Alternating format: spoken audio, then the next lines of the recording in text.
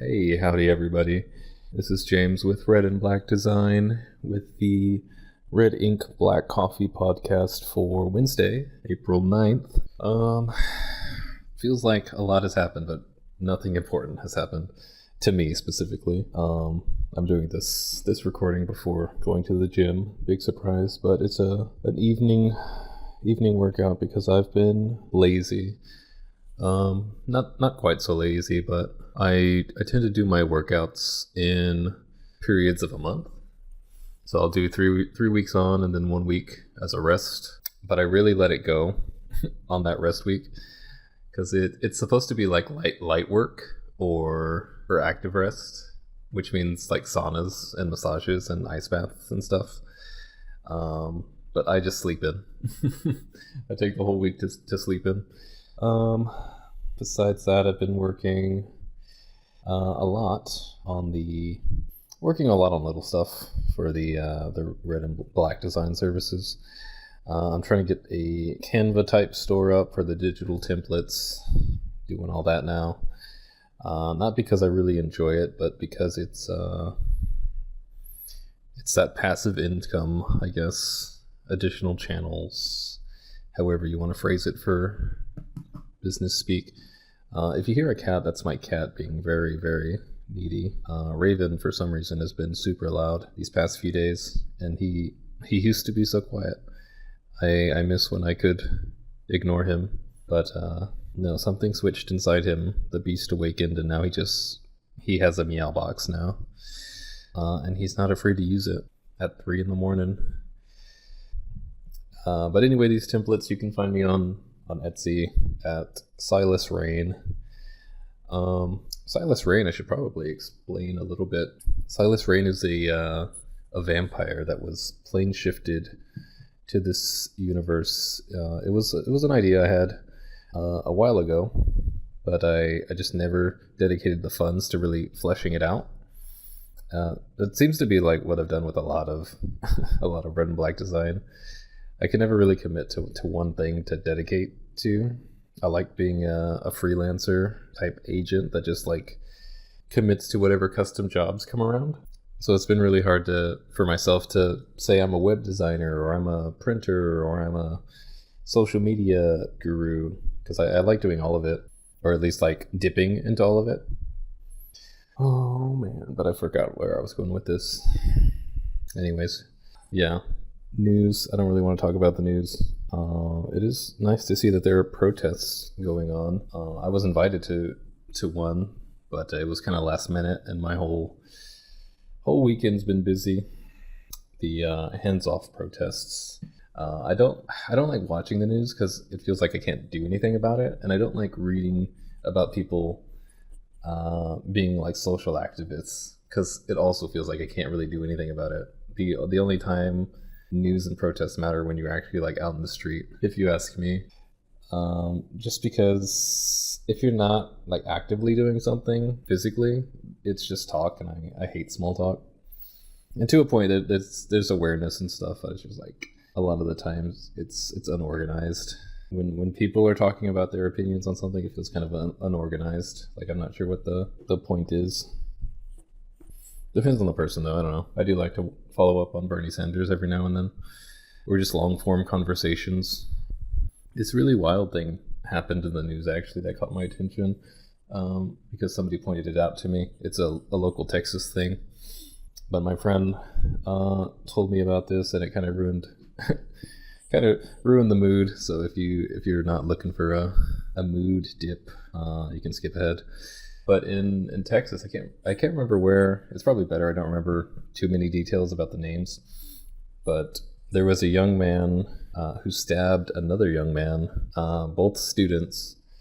They were at a track meet or some kind of field competition, and I don't think they knew each other. But after listening to it, it just feels like the only way to describe this is stupid teenagers being stupid. Like some very high school energy of people who don't quite think things through yet. And what happened is they're at this competition, and each school has their own tent set up or something. And we'll say, I don't know, kid one was in this tent to the school that he didn't belong to, apparently. And kid 2, the victim, kind of confronted him for some reason. Like, he wasn't allowed to be there, but he was deciding that. Like, you don't go to the school, you shouldn't be here. So he was telling him to get out, getting physical, which is a stupid thing to do in the first place. You don't know this kid, and I don't know, you don't make the rules. I don't know what he was thinking. But then the other kid tells him something stupid, like back off or see what happens. Some very high school fight type things. And so the second kid shoves him, and the first kid stabs him, hits him in the heart, and the second kid dies. And it feels like it was really for no reason. And the first kid apparently like broke down, overwhelmed with everything because he didn't know what he was doing. And it's just like you read about that, and it's like, how does something like that happen? There's no reason for that to happen. I don't know. I don't even know if it's like wrong place, wrong time. It's just like young people don't think things through. I don't know how to say it or how to sum it up other than that. Because this kid's 17, maybe, I think. But it's really sad. Ideally, I don't even know what you do about that. But yeah, that kept me down for a little bit. So yeah, sorry about that. It's just been on my mind. It doesn't look like we had any emails. But that's just kind of the thing that stuck out to me for like thinking about youth this past week. Other than that, I've been working pretty hard. Let's see. Marvel Rivals, I think. Marvel Rivals, the FPS game, is getting updated. Let's see. Friday, I think. So I'm going to have to get back into that. Put that back on my stream schedule. I'm debating whether to do it or not, because I did it for the first season to see if I could, put in the work and get to Grandmaster. And I did. But it took way too long. And it was a lot of suffering. Yeah. You want to come say hi? That's the cat. He's making noises. Yeah, Marvel Rivals is going to update. Emma Frost is dropping. I'm not sure who she is or what she does. I'm not even going to look at either. I like to get into games when they update and just learn for myself, at least for a little bit. But yeah, I played Season 1 just to see if I could get to Grandmaster as somebody who doesn't play games at all. And it worked out. But there's a lot of angry young people out there on the games. That's why I think they need help. Yeah, there's a lot of angry young people on the games for some reason. Games make them violent. Maybe. I don't know. I'll at least try it for a little bit if there's some interest in that stream. I'm really feeling the tabletop streams though. We've been playing Mutants and Masterminds on Mondays lately. And that is a very complex game, but it's really rewarding in some ways. I've had to redo my character like 3 times because the systems for generating a character are not very simple. If you play Dungeons and Dragons, this is like almost nothing like that, just because of how things intertwine and overlay with each other. Certain numbers affect other numbers, and then you have to combine those numbers to make limits, and I don't know. It's a mess, but it's fun. I kind of let go of the math of it just so I could enjoy playing. In that campaign, I play Sam Carter, a hero known as Overdrive, who's kind of the washed up. You could call him like Arnold Schwarzenegger, like celebrity after his glory days. I don't know if Arnold is a good comparison, but he's the big fitness guy. He's like your typical Superman, but he's washed up and people don't really have a high opinion of him because of controversy in the news. He had to cover something up, and the way they did it did not put him in the best light. So he wants to still help and save people, but nobody wants his help. And he's kind of besmirched about it. Oh, what else has been on my mind? I had my first late payment on a credit card. That really upset me, because that's literally the trap that credit cards and debt set up for you. Because I think it's because I was busy with my birthday, and this past week has also been busy, like I was saying. So I just completely forgot about my credit card being due. But it's also like they changed the date, which also seems sketchy as heck. I remember it being due on the 10th every month, and at some point they changed it to the 5th, and that's just throwing me off, so I missed it. Yeah, I missed it. Now they're going to ding me for whatever it is. The statement says, or the fine print says, yeah, we'll ding you up to $41. Like, no, you're going to ding me for $41 because why would you do anything else?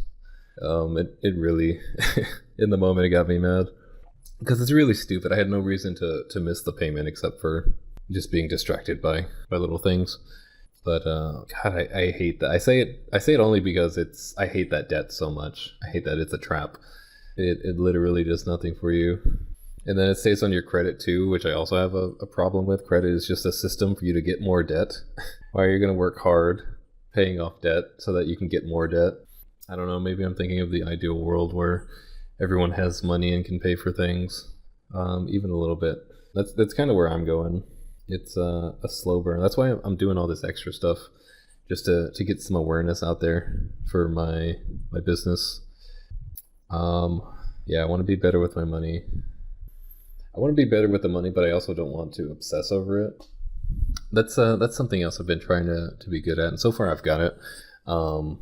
Maybe you have opinions one way or the other, but giving a tithe to the church, I've been doing that consistently so far since my birthday. And I know a lot of people feel a lot of different ways about it. People don't like it because it feels like you're giving money to the church and they're going to run off with it. It feels like God is demanding it from you. He's just like taking your money. There's a lot of negative connotations people have with the tithe just because it feels like somebody's taking from you. I have a different perspective on it that probably a lot of people have, but it's just new to me. I don't want money to control me, and sacrificing the money kind of makes it more about you and how it changes you. So I mean, if it's not tithe, then maybe give to a charity or something. But it's like the sacrifice of giving your money, you know, it does something to you. I think, I don't know if that's make you more humble or kind of make you step back and realize it's not the end of the world to give. I think it's super easy to feel a way about it when you think about a person taking away your money, but it's like, if you think about you giving up something, I think that's a better way to look at it. And it's more of a character thing rather than a transaction. So I've been trying to be good about tithing, but also charity. The money I've had, I've kind of just, the money I've made with Red and Black design, I've kind of decided I want to donate a percentage if I'm being paid. At the moment, I'm just letting it sit there because I don't want to pull it out and make it taxable. I want to reinvest it so that I can keep making more money to give. I want to find out a good way to do that. But I think without a physical building, I think my only way to really utilize that is digital marketing, as in Google Ads and Instagram, perhaps. So I want to be good about that. But when I do eventually start paying myself, I want to be pretty good about giving to charity a percentage of that. I don't know. It just feels good, but it also feels right. I don't know. I like the life where I don't let money, where I don't like work so hard to keep all of my money. I want to live that reasonable life where there's a balance. I don't know. What do y'all think about tithe? It really does get kind of complex, kind of like politics. I don't know. I just want to do the right thing or a good thing. I'd be happy. It's really this last couple thousand of credit card debt that have me, and there's more debt past that. I kind of want to, I don't know if this is like egotistical or not.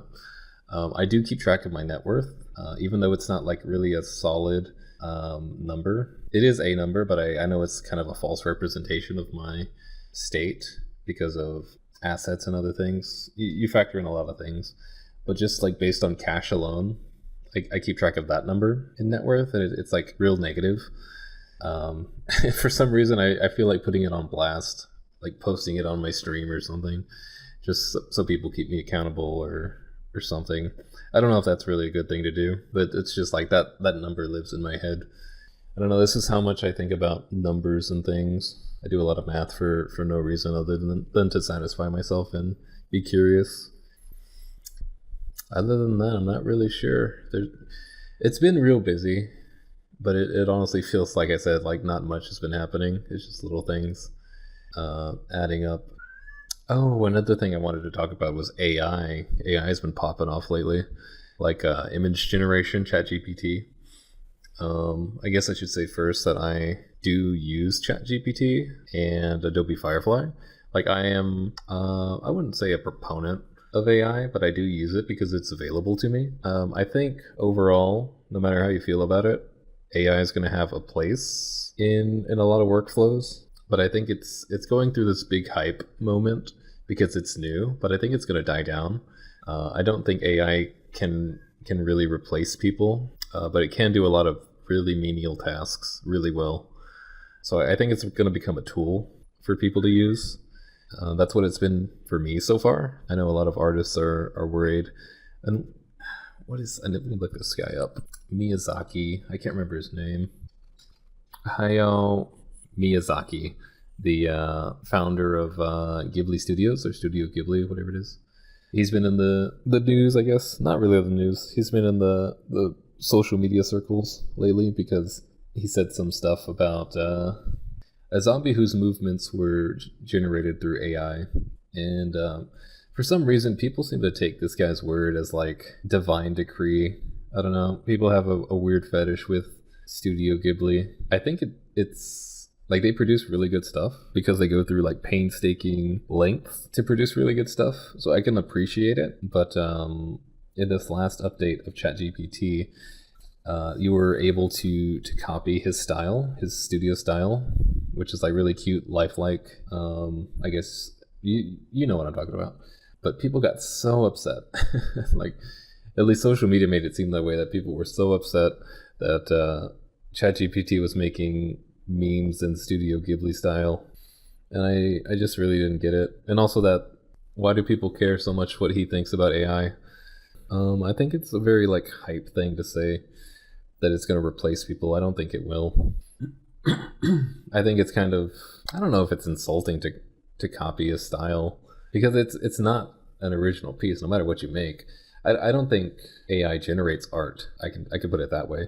It doesn't generate art because art is something that is achieved through a journey, I think. Like, people care about the Mona Lisa because it has history, or is it the Sistine Chapel with all the paintings on the roof? Or David, I don't know. Like, choose any of these famous art pieces, and people care about them because they have history. They've been around long enough to become well known.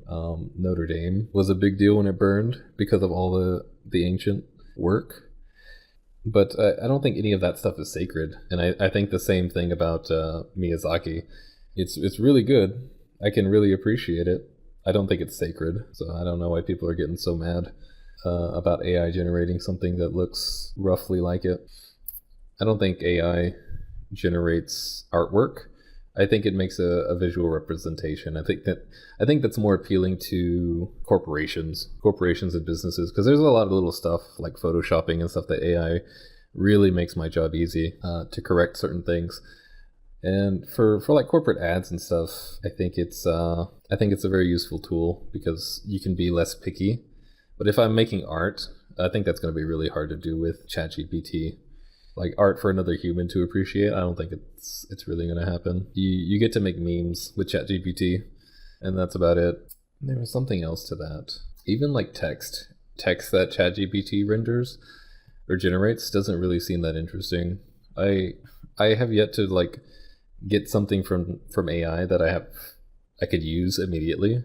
It always takes revising, and I think it's going to kind of stay there because humans can tell. I think it can do a lot of menial tasks really well. So there's a lot of like coding and database stuff, or like really simple photoshopping and things that AI can do, but I don't think it's going to replace people like people are saying, because people can tell the difference. Oh, what I was going to say is that the White House, the White House posting a Ghibli meme, that's what pissed me off. Why is the White House posting memes? They posted some like ICE detainee in a Ghibli style, and it was so fucked up. Not because like I feel one way or the other for this person, but it's like, why is the White House posting memes? And it's a new account that started with this administration, so I'm not surprised. But it's just like, what timeline are we living in where the White House is posting memes? And not only that, but like the hot take meme that's going on right now, Studio Ghibli. That I think is kind of insulting. I'd be okay with people being insulted. All right. But anyways, that's about all the time I have for this one. Thanks for listening to my rambles. I hope you all have a good one. Take care. Until next